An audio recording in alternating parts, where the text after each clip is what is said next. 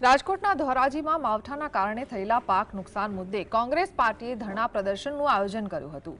પૂર્વ ધારાસભ્ય લલિત વસોયા અને લલિત કગથરા સહિત કાર્યકરો ખેડૂતોએ પોસ્ટર સાથે સરકારને જગાડવાનો પ્રયાસ કર્યો।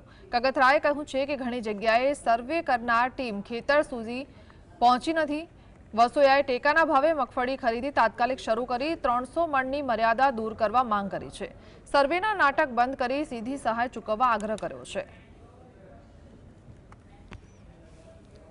કે માવઠાના વરસાદને કારણે ખેડૂતોના ઊભા પાક મગફળી, સોયાબીન, કપાસ, ડાંગર આ તમામ પાકોને જે નુકસાન થયું છે એ નુકસાનીનું વળતર ચૂકવવાની સાથે સાથે ખેડૂતોના જે ધિરાણો છે, ખેડૂતોના જે દેવાઓ છે એ માફ કરવા જોઈએ।